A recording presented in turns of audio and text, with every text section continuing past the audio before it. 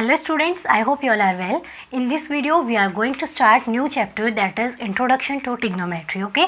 And this is 8th chapter of class 10th, okay? तो बेटा trigonometry जो हमने इस चैप्टर में पढ़नी है उस पर हमने क्या चीज़ें स्टडी करनी है, वो चीज़ें पढ़ने से पहले एक बार हम देख लेते हैं। सपोज करिए आप एक ग्राउंड पे खड़े हैं, ठीक है? एक ग्राउंड है, आप यहाँ खड़े हैं, ठीक है? और आपके सामने एक बिल्डिंग है, ठीक है? और अगर आपको बोला जाए कि आप बिना इस बिल्डिंग की हाइट को मेज़र किए हुए इसकी हाइट बता सकते हैं, तो यस, ट्रिग्नोमेट्री के थ्रू हम इसकी हाइट को बता सकते हैं without measuring the height of this building, ठीक है ना? तो पहला कंडीशन जो है वो है ये वाली, जिसपे कि हमने देखा कि इंसान यहाँ खड़े है, इसके आई का जो विज़न है ये अपवर्ड यहाँ देख रहा है, टॉप पर बिल्डिंग के टॉप को देख रहा है। तो हम इस बेस से इस टॉप तक की हाइट को बिना मेज़र किए हुए बता सकते हैं यूजिंग ट्रिग्नोमेट्री, ठीक है? तो एक टाइप तो ये हो गया। हम ये सारे क्वेश्चंस को स्टडी करेंगे। पहले हम केवल देख रहे हैं कि हम किस टाइप के क्वेश्चंस को और कैसी चीज़ों को हम स्टडी करते हैं इन ट्रिग्नोमेट्री, ओके? अब एक दूसरा क्वेश्चन देखिए। सपोज करिए आप एक बिल्डिंग पे इस बालकनी पे बैठे हुए, ठीक है? और यहाँ से आप दूसरे कॉर्नर पर एक मंदिर है, ठीक है? मंदिर की सीढ़ियों पर एक फ्लावर रखा हुआ है, ठीक है? यहाँ एक फ्लावर रखा हुआ है और यहाँ बीच में एक नदी बह रही है, ठीक है? तो अगर आपसे बोला जाए कि आप बिना इस नदी की विड्थ को मेज़र किए हुए क्या इसकी विड्थ बता सकते हैं, जबकि आप यहाँ से क्या देख रहे हैं, फ्लावर को देख रहे हैं, तो आप डाउनवर्ड डायरेक्शन में फ्लावर को देख रहे हैं। तो इस केस में हम कैसे इस विड्थ को निकालेंगे ये हम पढ़ेंगे इन ट्रिग्नोमेट्री, ठीक है? तो एक और एग्जांपल देखते हैं। सपोज करिए एक बच्चा है, एक ग्राउंड पर खड़ा है, उसने देखा कि यहाँ पर एक बलून उड़ रहा है, ठीक है? तो ये पोजीशन जो थी वो थी ए पोजीशन। तो बच्चे ने देखा बलून उड़ रहा है और ये इस तरीके से एक राइट एंगल ट्रायंगल बना रहा है और बच्चे का जो विजन है वो इस तरीके से एक एक्यूट एंगल बना के ऊपर देख रहा है ना? तो बच्चा कैसे देखेगा, उसकी आई है तो ऊपर की तरफ यू देख रहा है, तो इसका मतलब ये हो गया बलून का विजन उसका, ठीक है ना? अब उसने क्या किया, वो अंदर गया, उसने अपनी मम्मा को बुलाया, ठीक है? अपनी माँ को बुला के लाया। जब तक वो लेके आया अपनी मम्मी को बुला के और दिखाया कि देखिए बलून वहाँ है, तो उस टाइम तक कि बलून की पोजीशन चेंज हो चुकी थी और बलून पहुँच चुका था बी पॉइंट पर, ठीक है? बलून यहाँ पहुँच गया था। अब बच्चे ने पहले देखा तो यहाँ बलून था, अब दोबारा उसने देखा तो उसका विज़न ऐसे बन चुका था, ठीक है?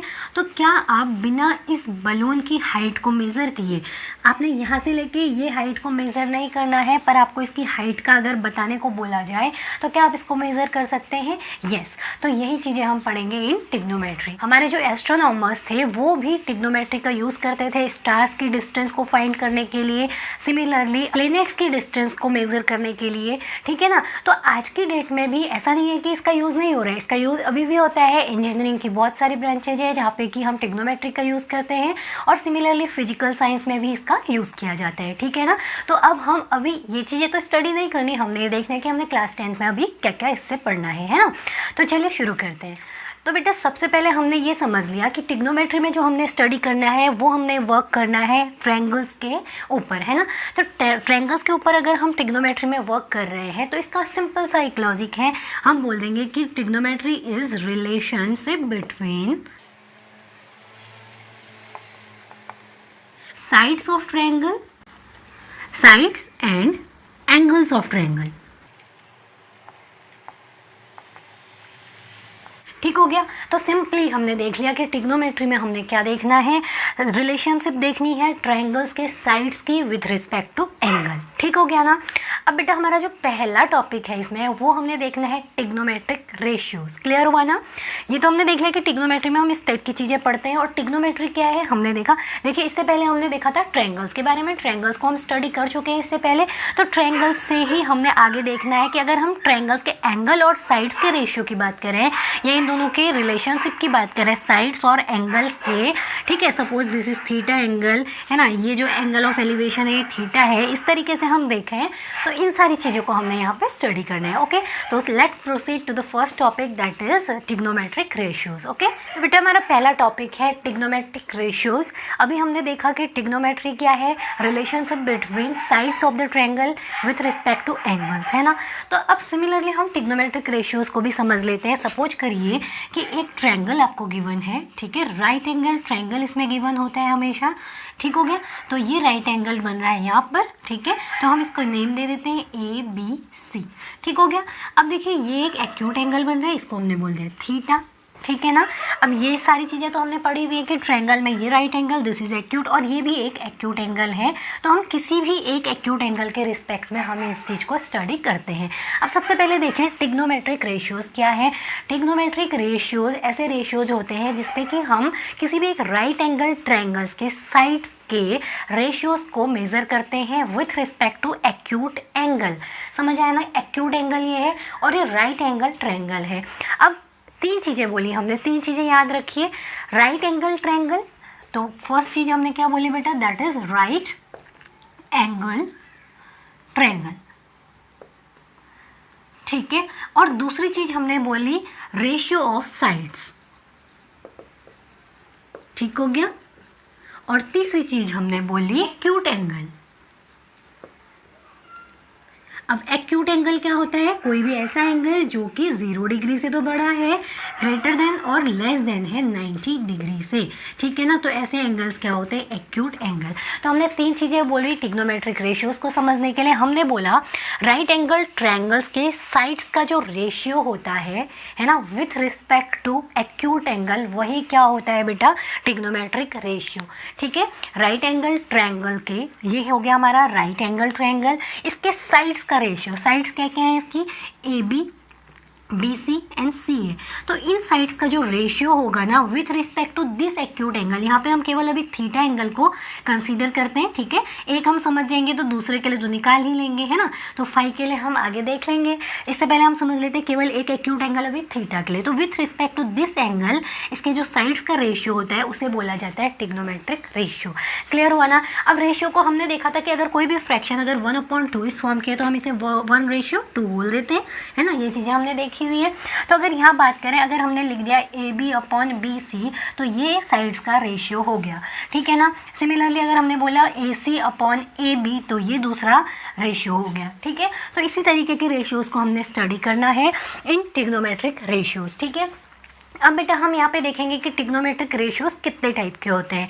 तो सबसे पहले हम ये बता देते हैं कि ट्रिग्नोमेट्रिक रेशियोज 6 टाइप के होते हैं, जिनको हम यहाँ पे अभी स्टडी करने जा रहे हैं, ठीक है। तो चलिए शुरू करते हैं। तो बेटा ये हो गया हमारा नेक्स्ट टॉपिक, इसमें हमने पढ़ना है ट्रिग्नोमेट्रिक रेशियोज को। अभी अभी हमने डेफिनेशन देखी थी कि हम इसको कैसे डिफाइन कर सकते हैं। तो हम लिख लेते हैं trigonometric ratios is the ratio of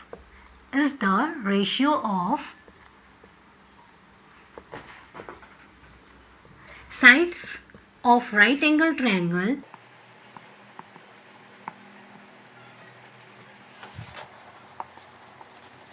with respect to acute angle.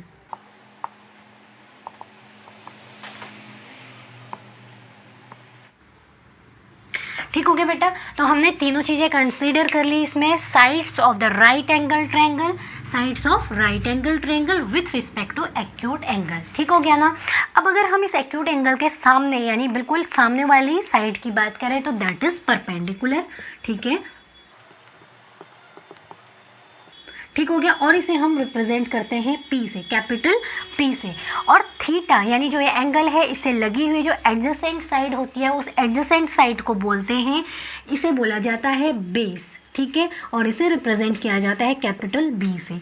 और जो लॉन्गेस्ट साइड होती है इन ट्रायंगल इसे बोला जाता है हाइपोटेन्यूज, ठीक है। और इसे रिप्रेजेंट करते हैं कैपिटल H से। ये तो बात हो गई हमारे साइड्स के नेम की। अब इन्हीं साइड्स का हमने रेशियो निकालना है, ठीक है ना। तो ये क्लियर हो गया होगा। थीटा के सामने वाली जो साइड है दैट इज परपेंडिकुलर, थीटा से लगी हुई साइड जो है वो बेस, और जो लॉन्गेस्ट साइड होती है उसे बोला जाता है हाइपोटेन्यूज, ठीक हो गया ना। अब हमने बोला ट्रिग्नोमेट्रिक रेशियो 6 टाइप के होते हैं। तो अगर पहला रेशियो देखें हम ट्रिग्नोमेट्रिक रेशियो तो दैट इज साइन, ठीक है। साइन तो होता है, अब किसके रिस्पेक्ट में देख रहे हैं हम, एंगल ए के, तो साइन ऑफ एंगल ए, हमने वो एक्यूट एंगल ले लेना है जिसके रिस्पेक्ट में हमने ट्रिग्नोमेट्रिक रेशियोज निकालने हैं। अगर हम ए की बात करें तो दैट इज साइन ए, अगर हम एंगल सी की बात करें, ये भी तो एक एक्यूट एंगल है ना, तो हम लेंगे साइन सी। ठीक हो गया। तो अभी हम ले रहे हैं एंगल ए के लिए, जहाँ पे कि एंगल ए की वैल्यू कितनी है बेटा, थीटा, तो हम एंगल ए की हर वैल्यू पर रखेंगे थीटा। क्लियर होगा। तो पहला ट्रिग्नोमेट्रिक रेशियो हम ले लेते हैं, that is sign of angle ए। तो देखिए एंगल ए की अगर हमने बात करी है तो एंगल ए थीटा हमने बोल रखा है, और जो साइन है इसकी शॉर्ट फॉर्म होती है SIN। ठीक है, तो ये बन गया साइन ए। तो साइन ऑफ एंगल ए को हम शॉर्ट में बोल देते हैं साइन ए। क्लियर हुआ ना। यहाँ पे साइन ए का बिल्कुल भी ये मीनिंग नहीं है कि इनके बीच में साइन इंटू ए होगा, ठीक है ना, यहाँ पे इंटू का साइन नहीं होता है, ठीक है ना, ये एक ही टर्म होता है, साइन ए पूरा एक टर्म है, अलग से साइन की कोई भी मीनिंग नहीं होती है। क्लियर हो गया ना। तो ये हमारा पहला ट्रिग्नोमेट्रिक रेशियो मिला, साइन ए। अब ए पर एंगल है थीटा, तो इसे हम बोल देंगे साइन थीटा। क्लियर हुआ ना। अब हम रेशियोज को फिर निकालेंगे, पहले हम नेम देख लेते हैं ट्रिग्नोमेट्रिक रेशियोज के। ठीक है, इसी तरीके से दूसरा एंगल होता है कोसाइन ऑफ एंगल ए। तो देखिए दूसरा रेशियो हमने बोला cosine of angle A. Again इसका शॉर्ट नेम जो होता है दैट इज कॉस, और हम देख रहे हैं इस वाले ए पॉइंट के लिए, तो that is cos A. Clear हुआ। अब ए पर एंगल कितना बना है, कॉस थीटा, तो जितना भी एंगल बनेगा हम कॉस के आगे उतना लिख देंगे। ठीक है, अब आपको यहाँ पे एंगल थीटा गिवन है, आगे क्वेश्चंस में आपको यही चीज़ें 30 डिग्री 60 डिग्री 90 डिग्री ऐसे गिवन होंगी, ठीक है ना, तो वहाँ हम लिखेंगे साइन 30 कॉस 30 इस तरीके से। ठीक हो गया ना। तो अब ऐसे ही हम देखते हैं थर्ड वाला trigonometric angle, that is tangent of angle A, tangent of angle ए, और इसे बोला जाता है tan ए। तो tan ए बन जाएगा बेटा हमारा tan थीटा। ठीक हो गया ना। अब ऐसे ही हम देखेंगे fourth one, that is secant of A, तो इसे सेकेंट ऑफ ए को बोला जाता है sec ए। ठीक है, सेकेंड का शॉर्ट फॉर्म sec ए, और sec ए हो गया तो that is sec theta. Clear हुआ। नाउ कॉटेंजेंट ऑफ ए, तो ये बन जाएगा बेटा कॉटेंजेंट ऑफ ए कॉट ए। ठीक है, और कॉट ए को हम बोलेंगे कॉट थीटा। क्लियर हुआ। And last one that is six ratio is cosecant of angle A equal to, इसे बोला जाता है कॉसेक ए। ठीक है, कॉसिकेंट का शॉर्ट फॉर्म होता है कॉसेक। ठीक है, तो ये बन गया कॉसेक ए, और ये बन गया हमारा कॉसेक थीटा।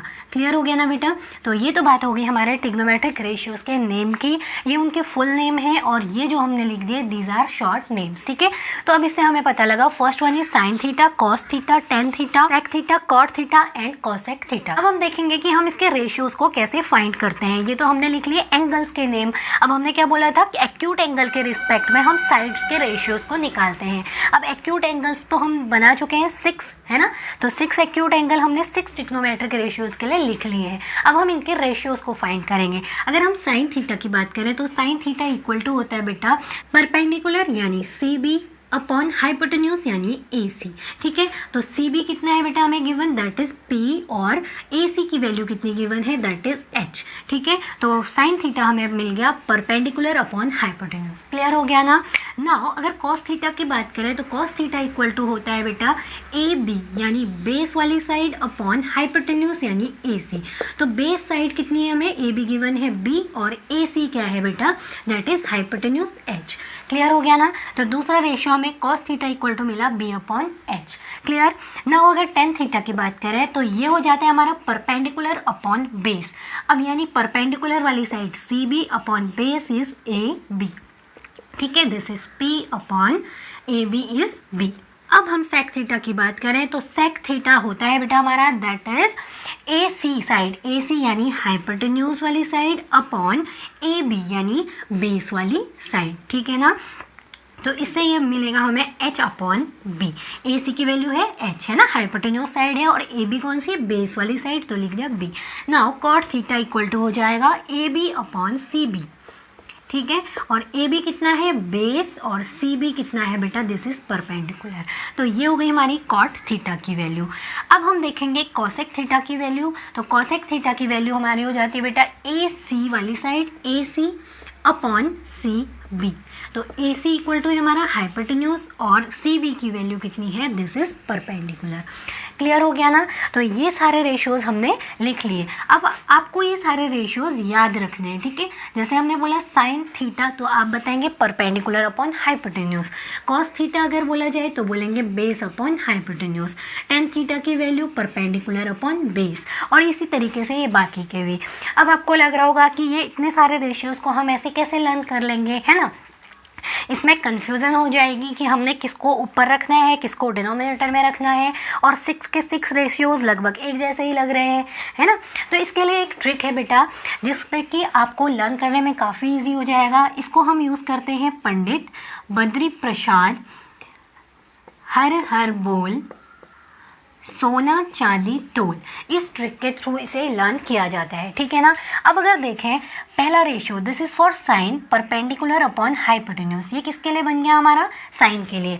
साइन के लिए बना परपेंडिकुलर अपॉन हाइपोटेन्यूज। ऐसे ही हम कॉस के लिए देखें तो base upon hypotenuse, cos theta base upon hypotenuse. Now third one, ये अगर थर्ड वाले रेशियो की बात करें तो ये पी अपॉन बी है 10 के लिए, ठीक है। पी अपॉन बी किसके लिए बेटे, 10 के लिए। तो P upon B perpendicular upon base. तो कितना ईजी था इससे लर्न करना, है ना। तो ये अपनी निमोनिक्स आपको याद रखनी है जिसपे कि बोला गया है पंडित बद्री प्रसाद, ठीक है, हर हर बोल। और ये पहला वाला जो है ये हमारा है सोना, हमने बोला ना, तो दिस इज फॉर साइन सोना। और सेकेंड वाला है चांदी, that is for cos. And third one is तोल यानी कि 10, ठीक हो गया। तो ये थर्ड वाला हमारा हो गया 10 वाले के लिए। अब बेटा ये जो मेथड है ये हो गया आपका इंग्लिश मीडियम स्टूडेंट्स के लिए। अगर आप बात करें हिंदी मीडियम स्टूडेंट्स को कैसे लर्न करना है इन रेशियोज़ को, तो वहाँ पे आप याद रख सकते हैं लाला आम लाया खाते खाते आया, ठीक है ना। क्या बोला हमने, लाला आम लाया खाते खाते आया, ठीक है। तो दिस इज लंब, एल किसके लिए है बेटा, लंब के लिए, ठीक है। ए है आधार के लिए। थर्ड वन के हो गया हमारा कर्ण के लिए, ठीक हो गया। इस निमोनिक से आप लर्न कर सकते हैं लाला आम लाया खाते खाते आया, ठीक है। तो इसको भी हम लिख लेते हैं, ठीक है। क्या बोले हमने, लाला आम लाया खाते खाते आया, ठीक है।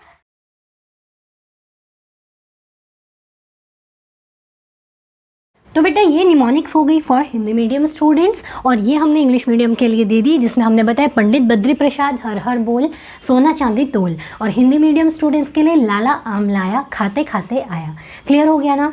तो अब ये तो बहुत इजी निमोनिक्स हैं, आपको इजीली इनको लर्न कर सकते हैं आप, है ना। अब उसी के बेस पे हमने देख लिया कि हम कैसे साइन कॉस और टेन को अप्लाई करेंगे फॉर रेशियोज़। अब देखिए यहाँ से हमने एक चीज़ ऑब्जर्व करी, अगर हम साइन थीटा की बात करें, साइन थीटा तो this is perpendicular upon hypotenuse, और अगर हम कोसेक थीटा को देखें that is hypotenuse upon perpendicular, यानी कि साइन थीटा का बिल्कुल अपोजिट है कोसेक थीटा। सिमिलरली देखें कॉस थीटा का अपोजिट है सेक थीटा, वैसे ही टेन थीटा का अपोजिट है कॉट थीटा। दिख रहा है ना अपोजिट। तो बेटा अब जो हमने ये ऑब्जर्वेशन देखी अभी अभी, इसको हमने लर्न रखना है, ठीक है ना। ये हमको हेल्प करेंगे क्वेश्चंस को सॉल्व करने में। क्लियर है ना। तो बेटा अगर पहले ऑब्जर्वेशन को देखें तो हमने पहला जो ऑब्जर्व किया that is sine theta equal to 1 upon cosec theta, ठीक हो गया। ये हमारी पहली ऑब्जर्वेशन थी। और दूसरी ऑब्जर्वेशन थी cos theta equal to 1 upon sec theta, ठीक है। And third observation was tan theta equal to 1 upon cot theta. Clear हो गया ना। अब देखिए अगर साइन अपोजिट है कॉसेक का तो हम कॉसेक के लिए भी तो सिमिलर फॉर्मूला बोलेंगे, है ना। तो कॉसेक थीटा इक्वल टू क्या हो जाएगा, 1 अपॉन साइन थीटा, ठीक हो गया। वैसे ही अगर हम इसकी बात करें सेक थीटा की, तो सेक थीटा इक्वल टू भी क्या हो जाएगा बेटा, 1 अपॉन कॉस थीटा, ठीक हो गया। अब 6 ऑब्जर्वेशन देखें अगर, तो that is cot theta equal to 1 upon tan theta. तो ये सारे फॉर्मूले आपके बन रहे हैं, आपको इनको याद रखना है, ठीक है ना। तो ये कितना इजी है, देखिए साइन कॉस टेन, अगर आपने 3 लर्न कर लिए तो बाकी के 3 रेशियोज़ आपको ऐसे ही याद हो जाएंगे, क्योंकि बाकी के 3 तो अपोजिट है उसके, है ना। तो इसीलिए पहले 3 के लिए आपको निमोनिक्स दी गई थी और बाकी के 3 आप उसका अपोजिट करके लर्न कर सकते हैं। क्लियर हो गया ना। तो ये बात हो गई हमारी इस ऑब्जर्वेशन की। इसके बाद हमने और एक चीज़ देखी जो हम बोल सकते हैं 7th ऑब्जर्वेशन। हमने देखा कि tan थीटा को हम एक और डिफरेंट तरीके से लिख पा रहे हैं। वो क्या तरीका है, sine theta upon cos theta अगर हम करते हैं तो हमें tan की वैल्यू मिल रही है sine theta upon cos theta. तो अगर आप देखें साइन थीटा इक्वल टू कितना है बेटा, परपेंडिकुलर अपॉन हाइपोटेन्यूज, और कॉस थीटा की वैल्यू देखें तो that is base upon hypotenuse. तो देखिए ये हाइपोटेन्यूज कैंसिल आउट हो जाएंगे, तो आपको क्या वैल्यू मिलेगी, परपेंडिकुलर अपॉन बेस। तो tan की वैल्यू परपेंडिकुलर अपॉन बेस है ना। क्लियर हुआ। अगर ये कैसे आए इसका समझ नहीं आ रहा तो देखिए a अपॉन बी एक फ्रैक्शन है और c अपॉन डी दूसरी फ्रैक्शन है। तो इसको कैसे सॉल्व करते हैं हम, बाहर वाली नंबर्स मल्टीप्लाई यानी a इंटू डी हो जाता है और अंदर वाली नंबर्स यानी कि b इंटू सी कर देते हैं। तो इसी मेथड का यूज़ हमने यहाँ पे किया इसको सॉल्व करने के लिए। क्लियर हुआ ना बेटा। तो ये हमें मिला sine theta equal tan theta equal to sine theta upon cos theta. Clear हो गया। एक और नेक्स्ट ऑब्जर्वेशन है हमारी फॉर कॉट थीटा। तो देखिए कॉट थीटा 8th वन अगर हम देखें तो कॉट थीटा इक्वल टू क्या हो जाएगा बेटा, that is cos theta upon sine theta. तो ये कॉट थीटा की जो वैल्यू है ना, देखिए दिस इज कॉट थीटा, इसकी जो वैल्यू मिली है ये हमें जस्ट अपोजिट मिली है। एक तो tan थीटा के अपोजिट मिली हुई है ये, ठीक है ना। कॉट की वैल्यू क्या थी, tan के अपोजिट थी। एक तो ये ऑब्जर्वेशन थी और दूसरा कॉट कैसे मिला है हमें, cos theta upon sine theta करके। तो देखिए बेस अपॉन हाइपोटेन्यूज है cos theta upon sine theta की बात करें तो this is perpendicular upon hypotenuse. तो यहाँ से हाइपोटेन्यूज कैंसिल आउट हो गया तो हमें मिली b अपॉन पी। तो कॉट की वैल्यू कितनी है, b अपॉन पी यानी बेस अपॉन परपेंडिकुलर। तो ये सारी ऑब्जर्वेशंस हमने यहाँ से देखी, ठीक है। तो ये एक हमारे फॉर्मूले की फॉर्म मिल चुकी हैं जो कि हम यूज़ करने जा रहे हैं इन एक्सरसाइज, ठीक है। अब एक लास्ट चीज़ बेटा जिस पे कि आपको याद रखना है, एक छोटी सी ट्रिक जिस पे कि आपको ये कन्फ्यूज़न नहीं होगा कि किसका अपोजिट कौन है, ठीक है। तो उसके लिए आप कैसे लिखेंगे वैल्यूज़ को, सबसे पहले आपने लिख लेना है साइन थीटा, यहाँ कॉस थीटा, ठीक है, tan थीटा, कॉट थीटा, इसी सीक्वेंस में आपको लिखना है, ठीक है, sec theta and cosec theta. Clear हो गया। देखिए हम इस तरीके से देखेंगे। अब ये बात करें ना, अगर इस तरीके से मैं सिंबल्स को बना रही हूँ, इसका यूज़ क्या है, हम बहुत सारे फॉर्मूलेज, आइडेंटिटीज़, है ना, इनवर्स फंक्शंस, इन सबको लर्न करने के लिए इसी वाले फिगर का यूज़ करेंगे, ठीक है। तो अगर हम बात करें इनकी, ठीक है ना, तो इनको लर्न करने के लिए देखिए साइन का अपोजिट कॉसेक है, तो इस डायरेक्शन में देखिए बिल्कुल अपोजिट डायरेक्शन में साइन का अपोजिट कॉसेक।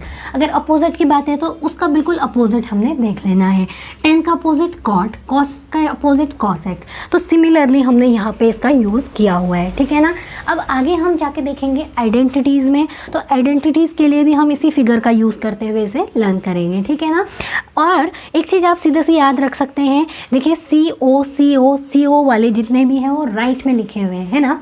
तो इसी तरीके से आप इनको लर्न रख सकते हैं कि हमने साइन का अपोजिट कॉसेक है, tan का कॉट है एंड सेक का कॉस।